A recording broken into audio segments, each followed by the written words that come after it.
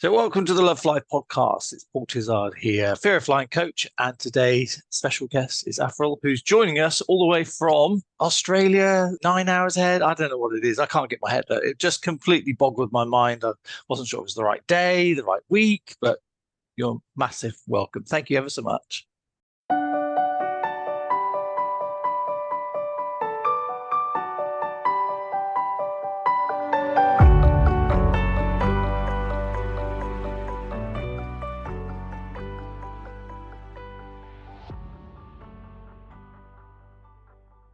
Oh, no, thank you for having me, Paul. I'm really excited to be on this podcast. Thanks.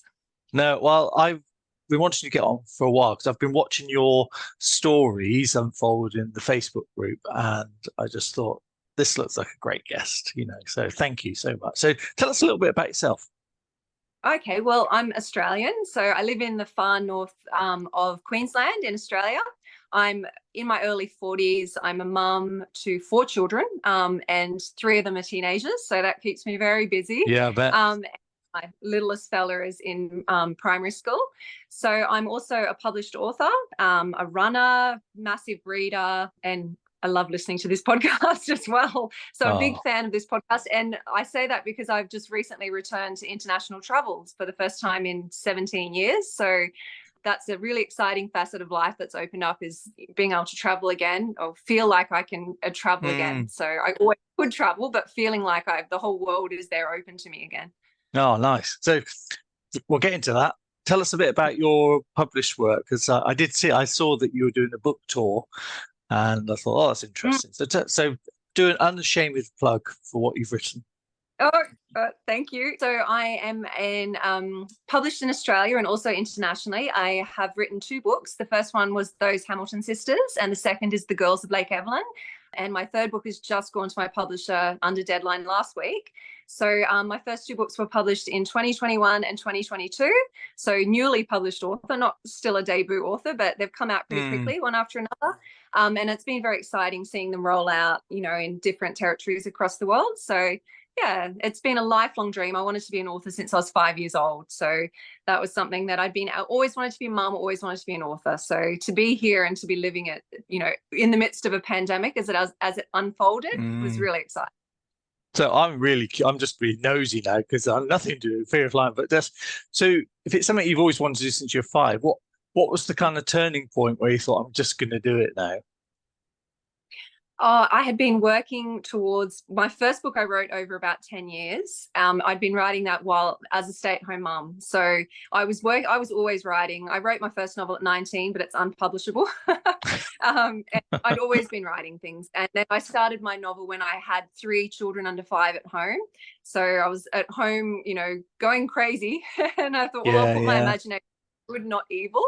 And so I started writing this novel, which took me about 10 years to write. And then it's obviously a couple of years to get into the publishing industry, if you're that lucky, which I've been incredibly lucky.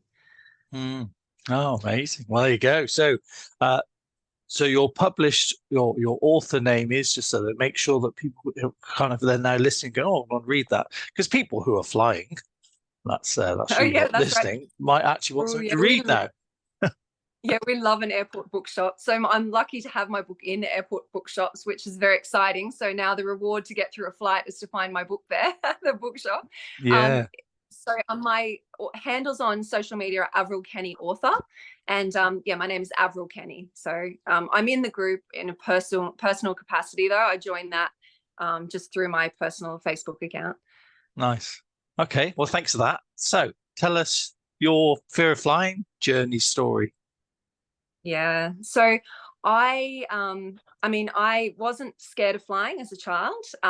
My first flight was actually when I was probably around about 8 years old, and we left my home down the bottom of Australia, left my grandparents and all our family to come up to far north Queensland. So my first associations with flight were like, it's life-changing. You leave one world to go to another.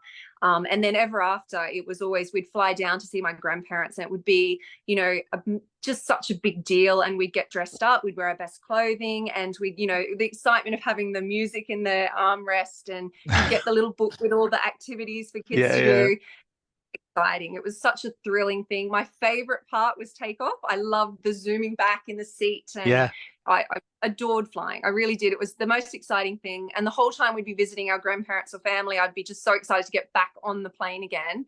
Wish takeoff would go forever. Didn't want takeoff to be just the short part. Do you realize that people be listening to that now going, what a weirdo? Because a lot of people want it over and done with, don't they? I love it too. Yeah. Carry on. I Sorry. know. Yeah. But I have very strong memories of how, exuberant it was, how much I loved it, and that it was the highlight of a holiday. And that was right through my childhood and my teenage years. And then I went off to university. So I was in my early 20s, had left home, was living 2,000 kilometers away from my parents and all my family, and then woke up one morning ready to go to uni for the day, turn on the TV, and the world has ended. It was September 11 or September 12 in Australia, and the world has ended. And that from that moment on, it was that sense of being, it's cataclysmic. My parents aren't here. I'm on my own. And then to get back to them, I either had to drive for 2 days straight or would have to fly. And I'd been flying to and from uni all the time without a problem. And it was just from that moment on, it was this sense that, flying was inherently dangerous rather than exciting. So I always feel that excitement and fear are kind of the same thing in a way.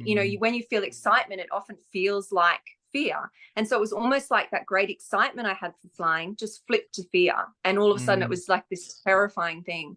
And so I was in my early 20s, and from that time on, I just dreaded, feared, I would do anything I could to get out of flying. I would drive for 2 days straight home to my parents. We took a train once home from uni, which is like a massive trek on a train. I would do anything to get out of it. I would, try and get out of opportunities that were exciting, would want to only travel to places on holidays that I didn't have to fly to. Then I had my first child, and there was just this one little blip there where, before that, I got married, and for our honeymoon, I was trying to think of a way to go overseas without flying, how I could get somewhere without flying. And I researched my honeymoon for months and months because I wanted somewhere that I knew I was taking the safest airline, the safest flight. I had to, if it looked like I wasn't going to get a plane I wanted, I would note we're not going to do that one. And we finally booked a honeymoon to Phuket, Thailand. And then the great irony was that 3 days before our honeymoon, a tsunami wiped out our resort in Phuket. So we didn't actually take that flight overseas. It was going to be my first ever flight overseas, and I didn't get to take it because of the tsunami. Oh my goodness. So I got to put it. You must have thought. So let's just pause for a moment. So we got your first trigger, which is September 11th, September 12th to you. That was a massive moment. And then you've also got this thing where you've done all this prep. I mean, I'm not laughing because it's very tragic, but just the fact that you've done all this prep and then all of that's just gone out the window because of some other things completely out of your control.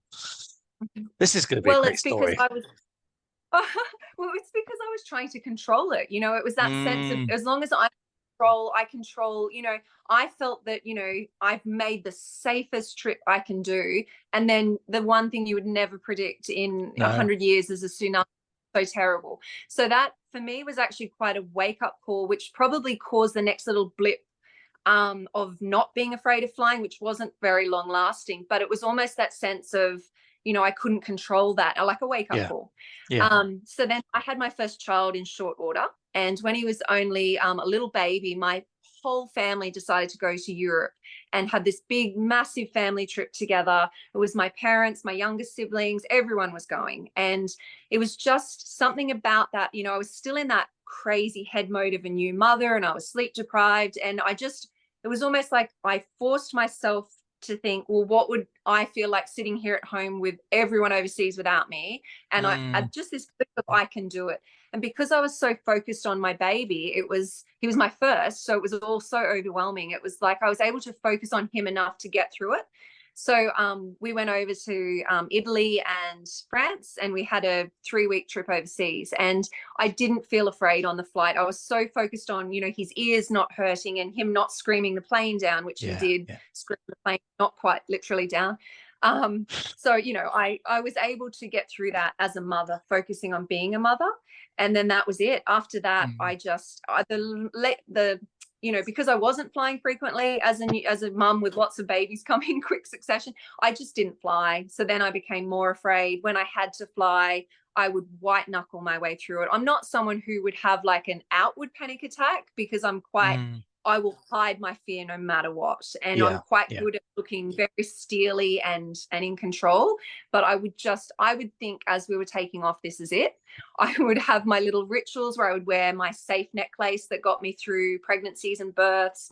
I would be saying a ritual little mantra in my head. I would even have like a little piece of white chocolate, and I had to have a piece of white chocolate so the last thing I tasted on earth was something nice. Like, it was very, it was, you know, it was quite, it was just a big thing in my head. Oh my goodness. I mean, this is great. Okay, so I mean, obviously I'm glad that you're rid of all that stuff now. I'm assuming you are, but what was your little mantra then, if you don't mind? Oh no, not at all. So as we would be screaming down the runway, I would be saying, "Dear God, go with us."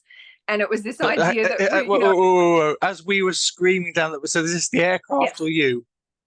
No, this is the aircraft and me. No, I was screaming in my head though. Just thought it was an interesting choice of word, you know. Well, you know, it's always that feeling of power that as a child enchanted me, as an adult made me feel powerless, that I was just hostage in this thing.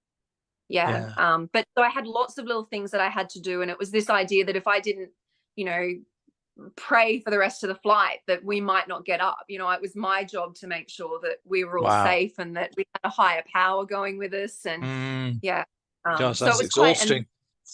It was, But again, from that, you know, I'm still a mother sitting there with young children, and from the outside, it looked like I was in control. I really, really was very steely about not trying to let my children know that I was afraid.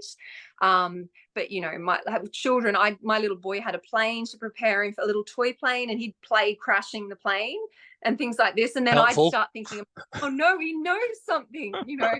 So it was very much a head game, you know. It was intrusive thoughts, lots of intrusive thoughts and imagery of terrible things, and then something would happen to come up in the news, and so of course I'd go down the rabbit hole and I'd read every terrible thing, and I'd picture myself in that scenario, and you know, and how awful that was going to be, and a lot of it was guilt that I was taking my children on a flight with me, and I thought, well, if something happens, I've taken them on this flight. So pretty much tried to avoid it. If I could fly less than once a year, I would. I did things like heavily pregnant with a child, drove for 2 days straight.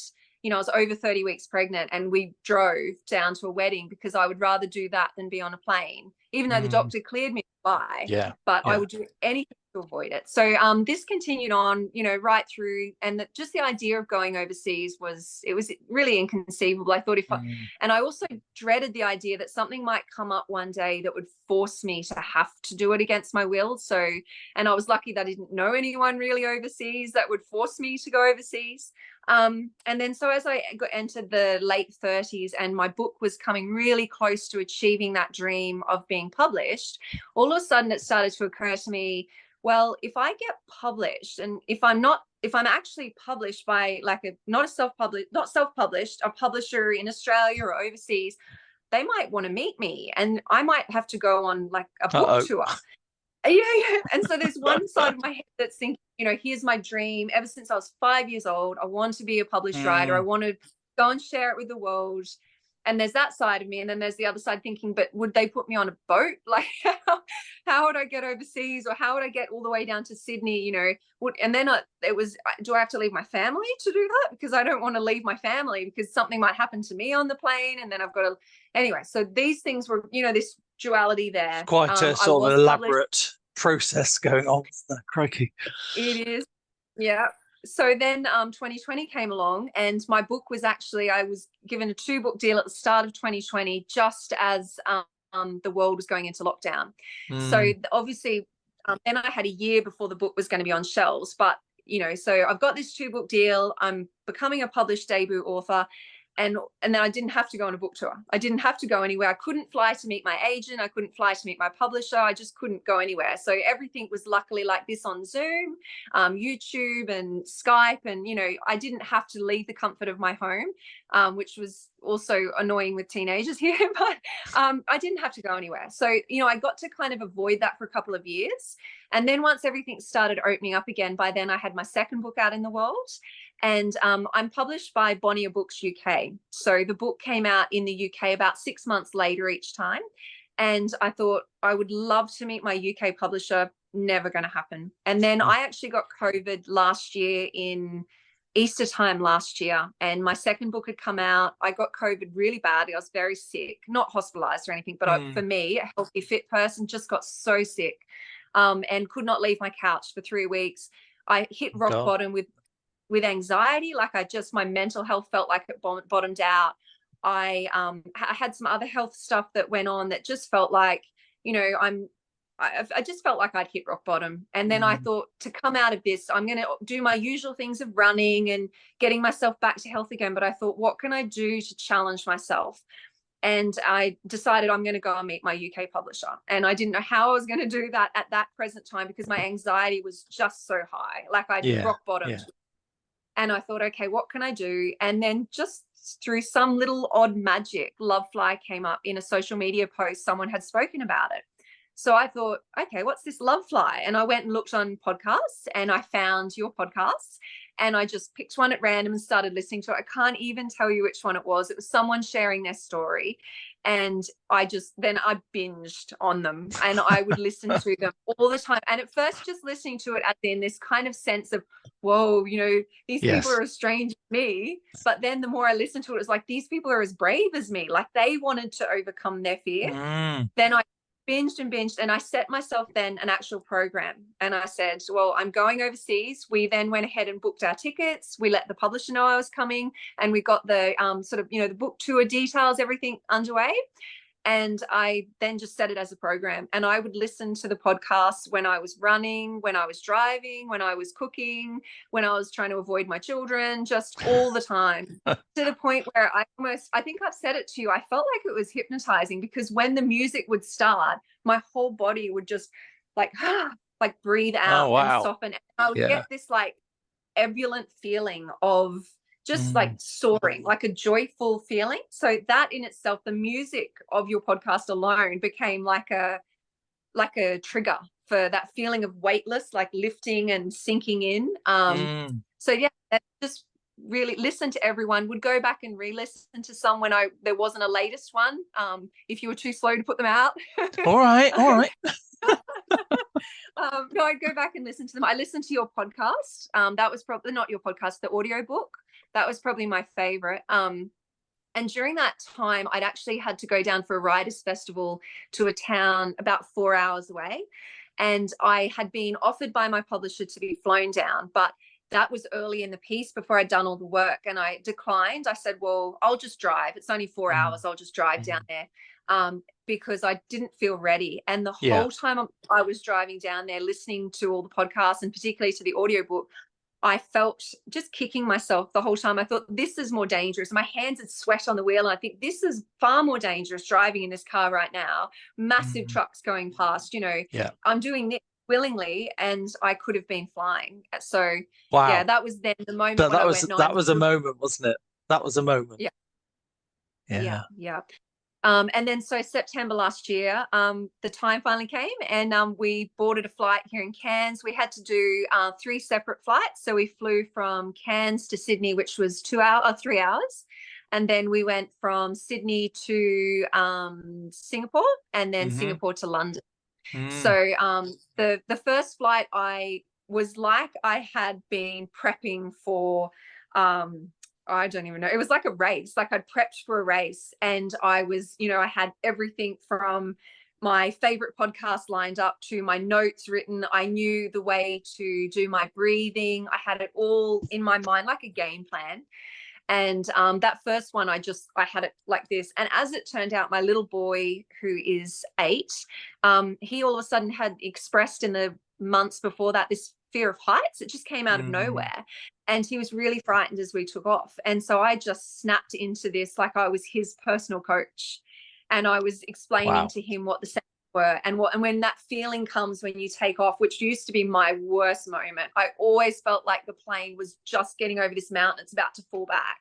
And, you know, learning through Lovefly what that was has been amazing for me, because I don't fear that now. And it was, I used to dread that moment more than anything. So I was able to say to him that's what it was, and what the sounds were of the wheels, just all of those things. So in a way, that was like a godsend, because I could talk him through that.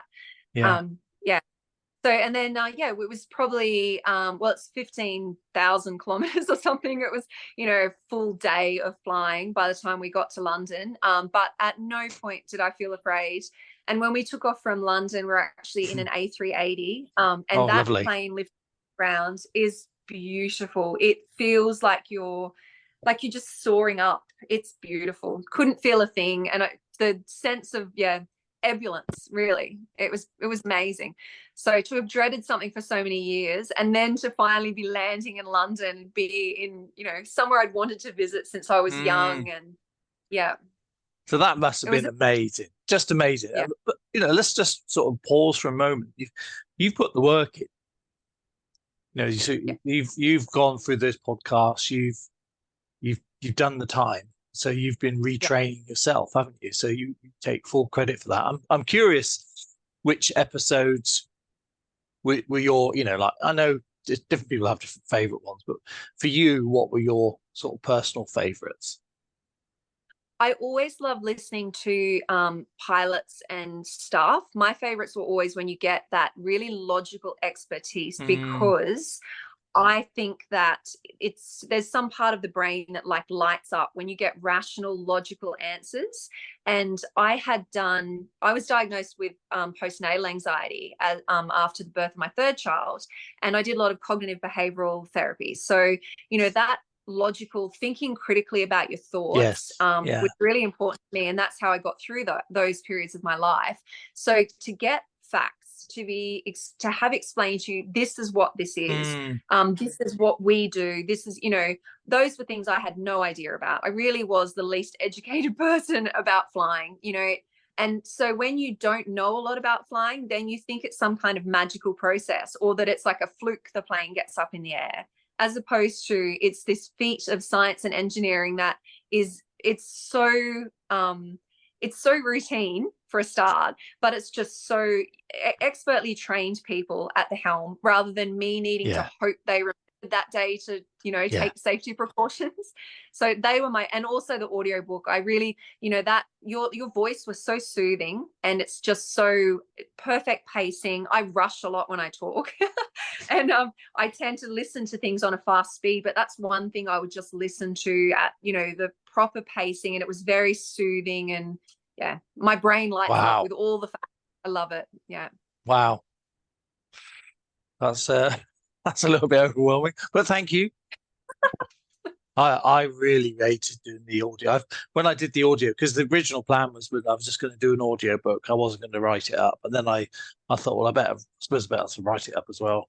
And then I thought I was going to ask a friend to read it out, but then I thought, well, I've been talking about this for years, so I'll do it. But it was cringe, and I couldn't bear to listen back to it. So I'm glad it sounded right. I don't.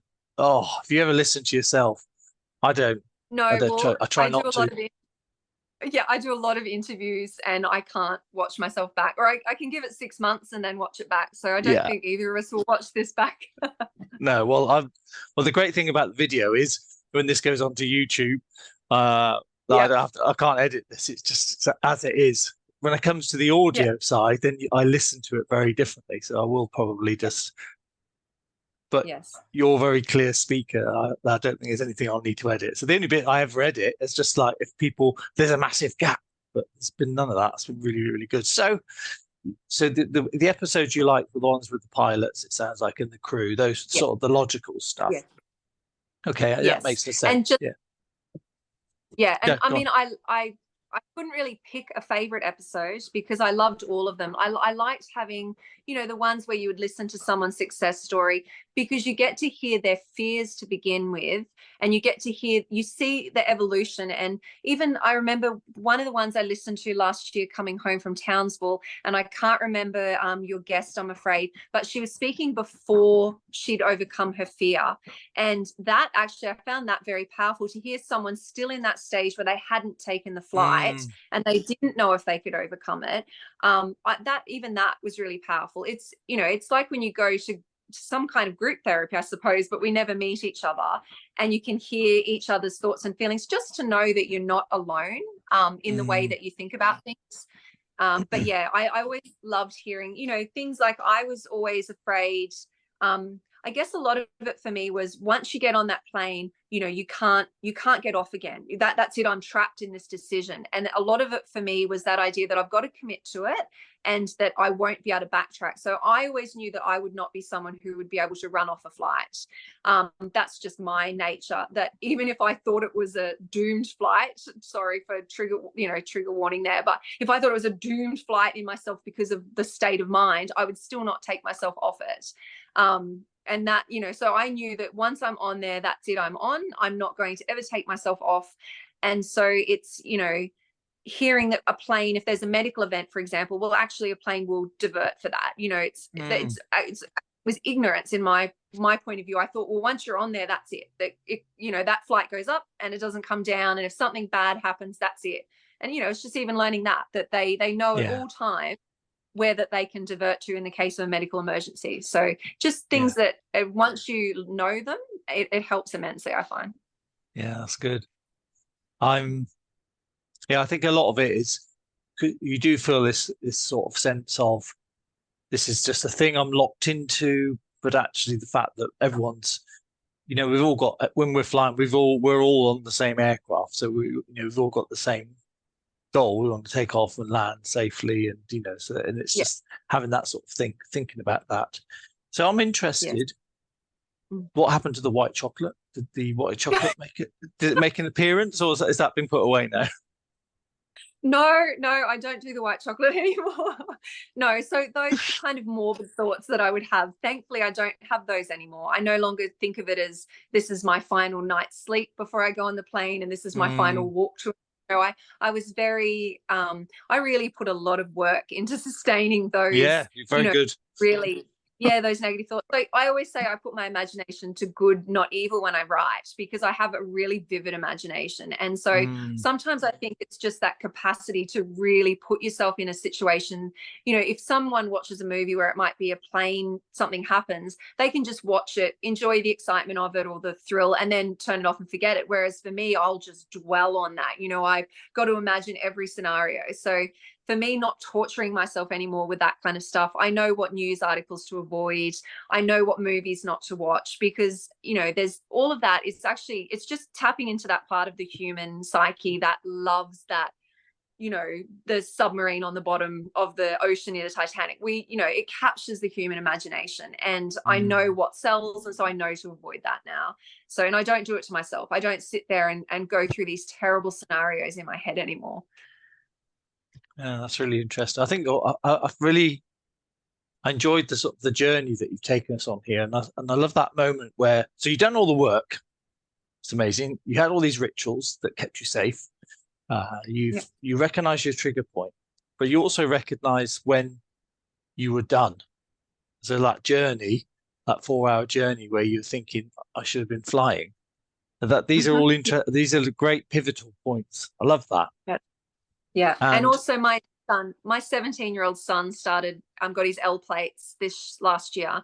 And all of a sudden I'm sitting in a car with a learner driver beside me, and it's my baby, and he's driving me, and I'm looking at every other person on the road that could be a risk to us. And, it's that concept that you have a teenager drive you around in a car, and you still wouldn't be as fearful of that as being flown by an expert who's, you know, top of their field. So it's those kind of little moments I've been able to have that have really helped me. It's like a growing up, I suppose, in my early 40s, being able to think to myself, well, you know, this fear came upon me when I'd left home and I was just branching out into the world. And I'm so thankful I was able to overcome the fear when I was, you know, literally branching out into the world as a published author. You know, it felt like growing up and growing out of irrational thinking, I suppose.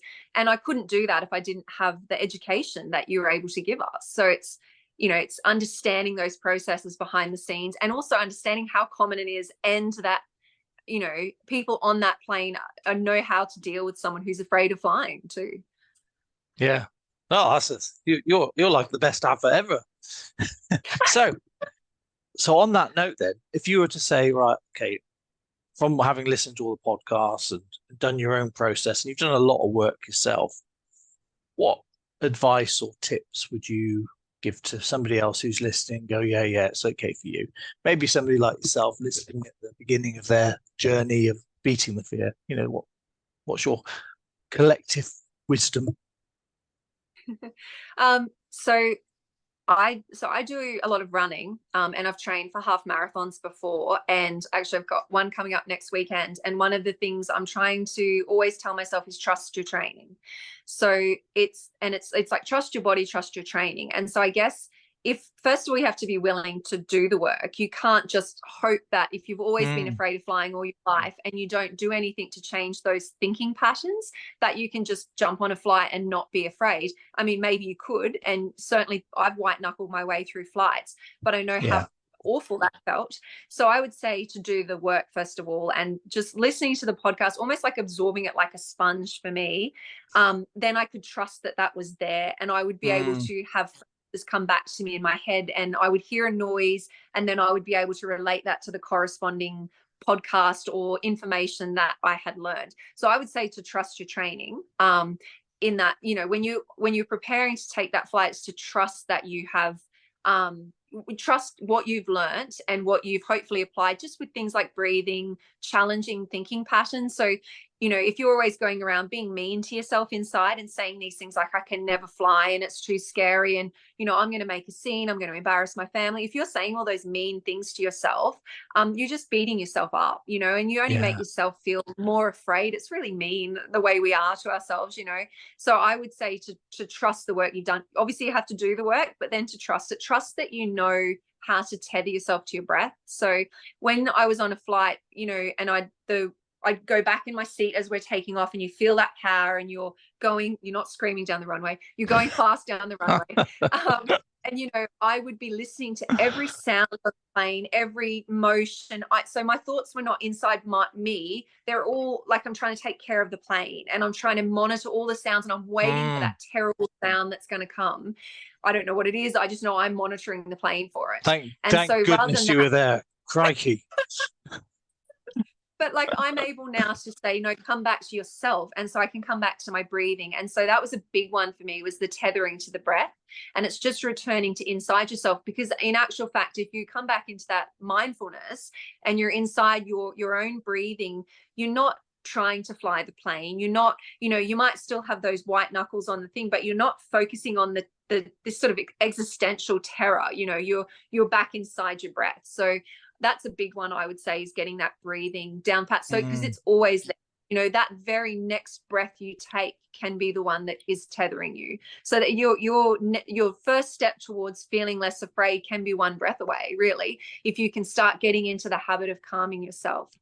I do a lot of public speaking as well, and it's when you step up there, you know, everyone feels nervous no matter how many times you do it, but it's that trusting that I know how to do this, I've got this, and it's going to come. So you obviously have to practice the public speaking, but when you stand there, you can't kind of white knuckle it and think, oh my goodness, like, is this speech going to happen okay? You have to actually give the speech. And so you have to step into it for a start. And I think committing to something is a really big step, committing to something that you've always dreamed of.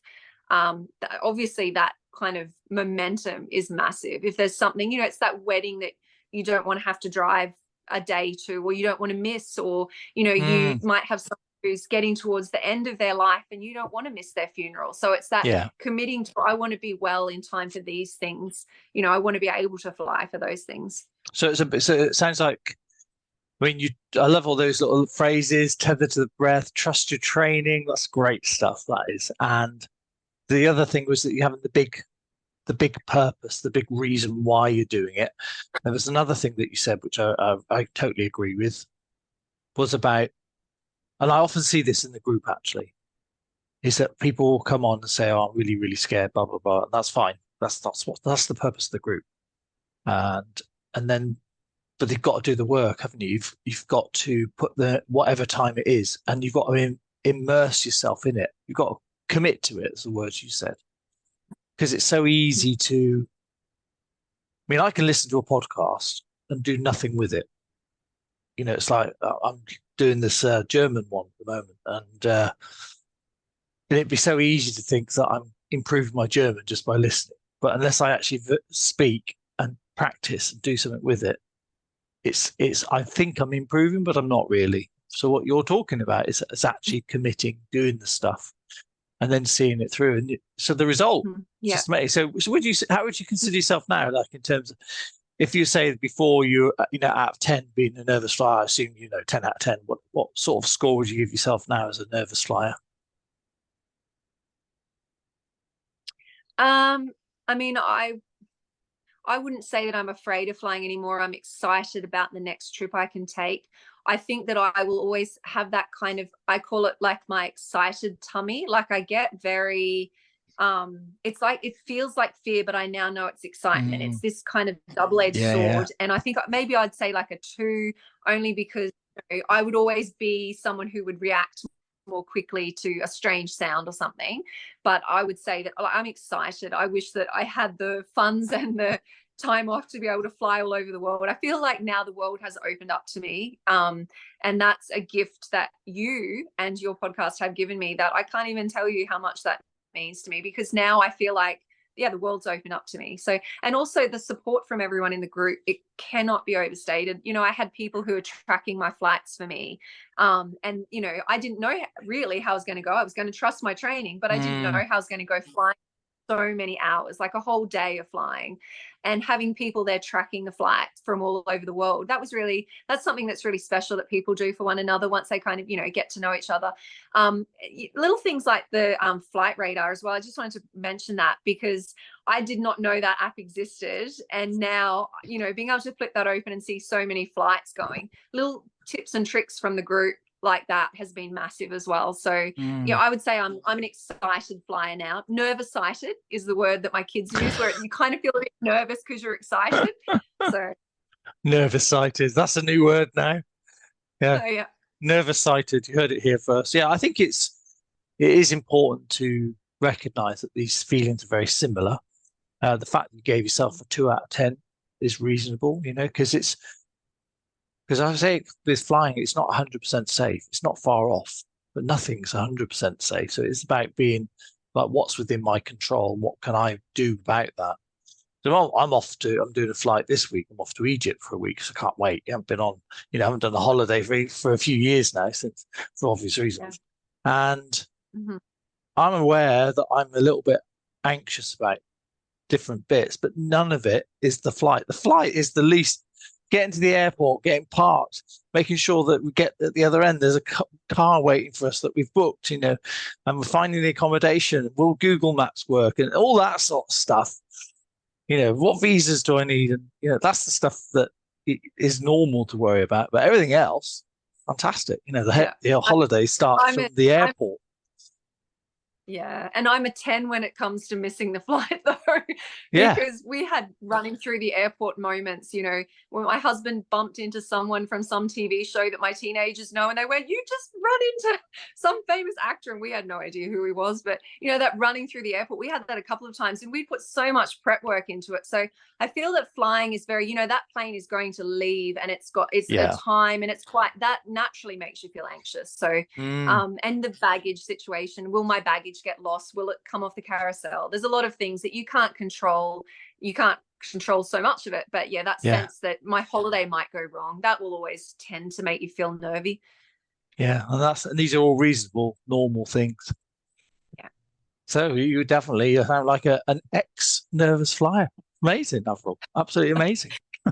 But I do think that I have to keep working at it. I think if I didn't fly, if I didn't take some amazing holiday once a year, I think that I might get nervous again. So I'm going to have to take an amazing holiday every year. Okay. Well, that some of us just have to make those sacrifices, don't we? And it sounds like, I'm willing to. Yeah. Yeah.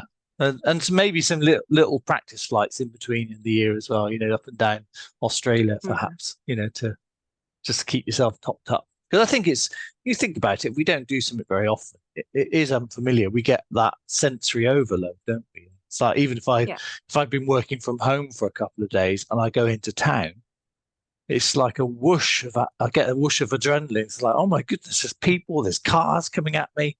And I think, so it's very easy to end up inoculated to the world, isn't it? And so when we don't fly very often, it's an overwhelm sensory. Yeah. So I think it's important to keep familiarizing ourselves. I think you're right. You've got to keep doing the stuff, haven't you?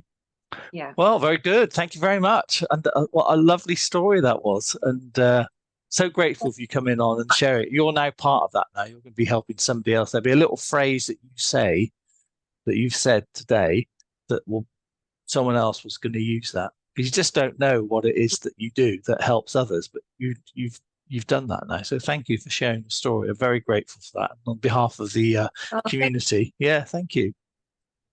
I did try to bring back clapping on planes myself single-handedly, but it didn't Who's the weirdo over there clapping? Hello.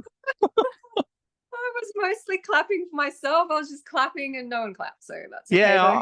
Okay, yeah, you're referring to one of those early podcasts, but I remember thinking, when did that stop then? When did we become so like, yeah, so it's just, they've landed, so what? But it used to be a big deal. People were like, hooray, we're alive. Maybe it's just relief. We're alive. Yeah, well, it was almost like a job well done. I'm old enough as well to remember clapping at the end of flights. It was you would dress up in your best clothes and you'd clap when the plane landed. And it was like this sense of, wow, look at this amazing thing you just did. Yeah. But now we're like, yeah, whatever. I can do that on my Microsoft Flight Simulator. No big deal.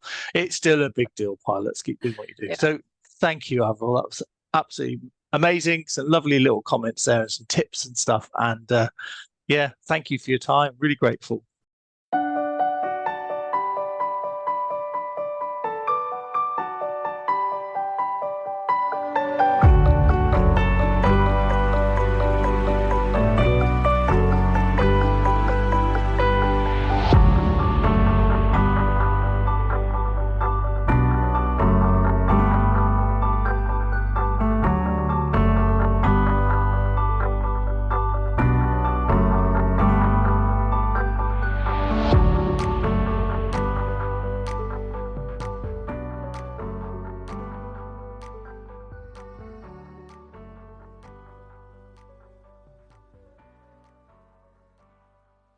Thank you for listening to the Lovefly podcast. I hope you found it useful.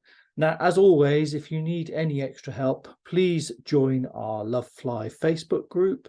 You can also follow us on Instagram at loveflyhelp. And also, if you go to our website, which is lovefly.co.uk/shop, you can see other ways that you can get some help. Thanks for listening.